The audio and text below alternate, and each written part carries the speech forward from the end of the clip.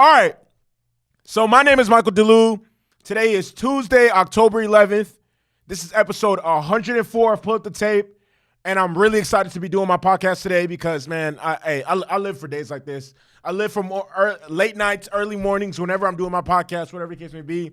I'm just really, really excited to get into today's politics because I honestly just love doing this shit. Like, I genuinely, like, there aren't many things in life that make me happier than being able to turn on my camera, plug this mic up into the Procaster Pro, turn on my laptop, and get it cracking. Like, I love doing this shit. All right. With that being said, I'm gonna just jump right into it. So the Chiefs beat the Raiders. The Kansas City Chiefs beat the Las Vegas Raiders 30-29 yesterday on Monday Night Football.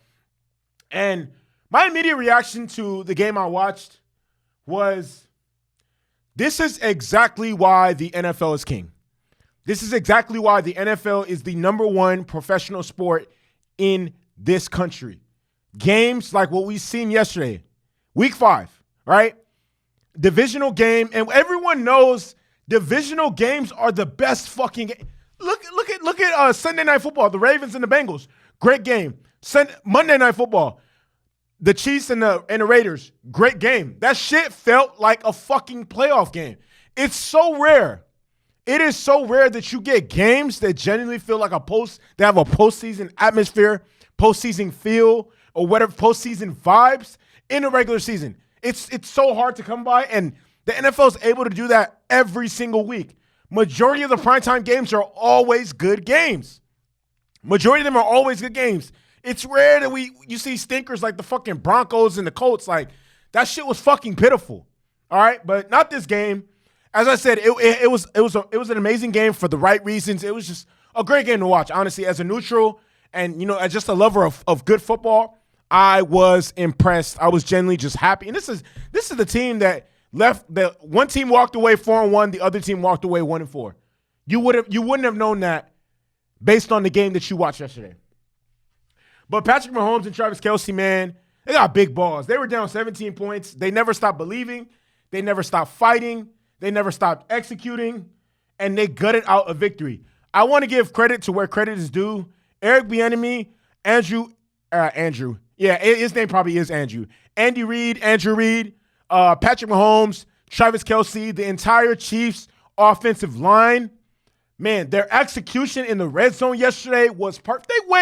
They went down and scored a touchdown on every single possession they got into the red zone. That's incredible. Hey, a lot of things, like, to the naked eye, football might seem like a complex sport or whatever the case may be. Look, it's pretty simple. You get a good head coach. You get a good quarterback. You execute properly. And what I mean execute properly is you don't turn the ball over and you capitalize on opportunities to score. You will win majority of your games. Simple. It is just that simple. It's that simple. And that's what the Chiefs did.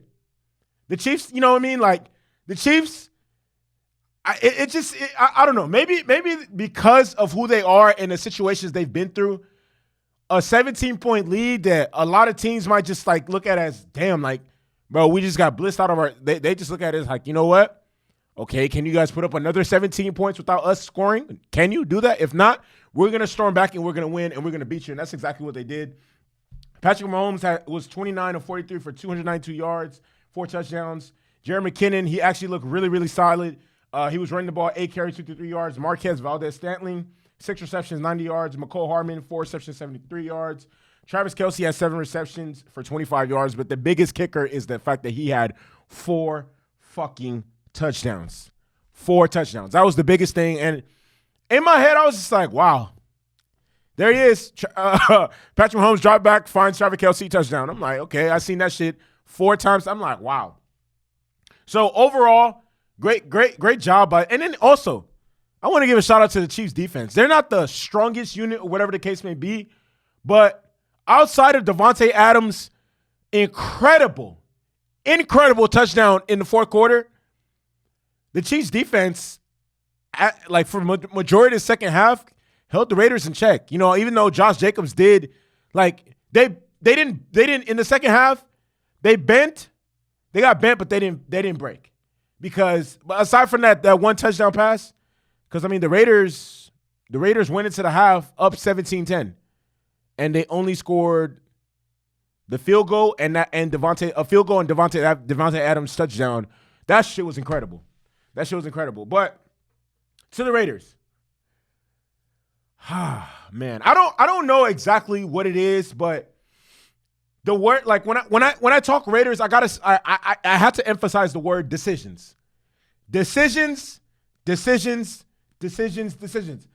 And my segue to my next point is going to be, I have never seen analytics kick a fucking field goal, run the ball, complete a pass, run a route. Like analytics or analytics, I don't understand what and it's not even just Josh McDaniels. A lot of these coaches, it doesn't make sense. Like some of the things that they do in games, I wouldn't even do in Madden. I'm just like, bro, like that's common knowledge. Like why you? I don't understand how Devontae Adams scores the touchdown, right? Gets the momentum back on the Raiders side, and instead of tying the game, they decide to go for a 2-point conversion, which failed miserably. Or not failed miserably, but Josh, I don't. Let me straighten that out. I wasn't in love with them going for it, but I was in love with the play they ran. If I was them, I would have done the same thing. I would have fed Josh Jacobs the ball if I would have went for it. But I wouldn't have went for it. Because at the end of the day, in order for you to win that game, your defense was going to have to make a stop. So why, like, it doesn't make sense. It doesn't make sense for them to win the game after, like, oh my God. It makes my head hurt because you're just trying to explain it and wrap my fingers around the concept of what he did, because I would rather trot my defense on the field in a tie game rather than down one, because we didn't, like, it just doesn't make any sense. It just seemed like, I don't know. It just doesn't, it doesn't really make sense, because it just seems so, some of these situations, it seems like, they're saying, well, I mean, they had to go for it and get the lead because they had no faith. I mean, the only way you could have won the game is if your defense made a stop. That's whether you're down or up. So if your defense had to make a stop, why not go? Why not put your defense in a situation to have to make a stop with a tie game? Come on, Josh. And then the play call on the Raiders' last offensive possession was fucking terrible. I don't know what the fuck that was. Why not get Devontae Adams on a quick out, or why not run the ball with Josh Jacobs? Like, that play call was terrible. That shit was bad. And oh my God. And I have to rip them. The Raiders defense. Man, if the Raiders defense would have made one stop in the red zone, just one stop, they might have won this game. If they would have made one stop in the red zone, all the Raiders defense had to do was make one stop. Every time the Chiefs got in the red zone, they scored. Listen to this. Wait. Oh my God, I don't get this. Listen to this. The Chiefs no longer have Tyreek Hill, right? Which I feel like made their offense just unfair. You have a receiver that can flat out fly across the field. He cannot be guarded. Then you have Travis Kelce on the inside, running underneath routes, digs, whatever the case, just running all types of shit. They no longer have Tyreek Hill. Their primary receiver is Travis Kelce. How are you guys allowing Travis Kelce to get open in the red zone that doesn't make sense. How are you not doubling this man? I was watching the game like, nigga, how are you not doubling him? I will live with Marquez Valdez-Scantling, catch him, Mecole Hardman, fucking Juju Smith, Clyde Edwards. I will not. I repeat, I will. Like, nigga, after the second touchdown, after the third touchdown, what are you doing? What are you doing? If the Raiders would have made one stop on defense, all the Raiders had to make one stop on defense, they probably win that game. They couldn't keep the Chiefs out of the red zone. And that cost them the fucking game. That literally cost them the game. That right there is what cost them the game. They couldn't string together. I mean, it's pretty simple, honestly. But although the Raiders did lose the game, there was a lot that the Raiders could take from the game. There's so many silver linings. Moving forward, the Raiders have a very I want to preface and quote and say favorable, because it don't matter what, if you're favored to win a game or whatever the case may be, you have to show up on Sunday. You have to play. The games aren't played on paper. If that was the case, so many things wouldn't be the way they are. Upsets happen every single week. If that was the case, like I said, I mean, favorable or not, like the next 5 games look like they could win all of them. Will they? We'll see. But the silver lining, like I said, is they have a favorable matchup in the next 5 weeks. They put together an amazing performance against one of the best teams in the NFL. That's what the Chiefs are, one of the best teams in the NFL. They're 4-1. They're one of the few teams that's 4-1. And they did this without their Pro Bowl tight end and Darren Waller. And another thing that is amazing and that was incredible for me to watch is the fact that, and he's on my fantasy team, Josh Jacobs is running as if obviously he has a point to prove. The Raiders didn't pick up on his 5th-year option, and if I were him, I would take that personal, like very, very personal. Last two games, he has ran with the purpose. He has ran like he needs to make money because his mortgage is past due. That he's running like he has no fucking care. Bro, in the first half, Josh Jacobs was getting freaked. Oh yeah, right. Hey, in the first half of that game, Josh Jacobs was laying the wood on the fucking Chiefs defenders. They didn't look like they genuinely looked like they didn't want any smoke with that man when he was coming on. Hey, I specifically remember one play where he put that safety on his fucking ass. Got up, was like, nigga, this is what, hey, bitch ass nigga, you better sack, nigga, you better back. Hey, Josh Jacobs, go ahead. Hey, Josh, and that's one of the things. If they obviously it's unrealistic to expect Josh Jacobs to average 150 yards moving forward, whatever the case may be. But if he can become a reliable, because he is a good back, but if they can rely on him and go to him in crunch situations to pick up first downs and to be able to expand the play, hey, man, that makes the Raiders' offense more dangerous. It's already dangerous. Look what Devontae Adams did yesterday. Devontae Adams is still one of the best receivers in the league. Don't get it twisted. I don't give a fuck how slow of a start Devontae Adams has been on countless fantasy teams of mine. And I understand, whatever. Oh, he was playing with Aaron Rodgers. Devontae Adams is the one burning these corners. Devontae Adams is the one torturizing these corners, nigga. It's not Aaron Rodgers, nigga. Devontae Adams is the one getting open. Devontae Adams is still him. They have Hunter Renfrow. If Darren Waller can get healthy and stay healthy, man, the Raiders have one of the best offenses in the league. And I've always said this, and I've said this multiple times on this podcast. You have a good offense, an above average offense, you have a chance to win any game you play. But unfortunately for the Raiders, they played a team that was better than them, had better chemistry, executed better down the stretch, had better coaching, and had momentum in the second half. It's just as simple as that. I don't think the Raiders really have much to. I mean, it was definitely a game they could have won and should have won, but it is what it is. We don't play ifs, shoulda, couldas. That's not what it is. What it is. You are judged by the final score. Unfortunately, the Raiders did not win. It is what it is. Great game, by the way. The Raiders play. I don't know who the Raiders play next week, but I know for a fact the Chiefs play the Bills. Oh my gosh, I cannot wait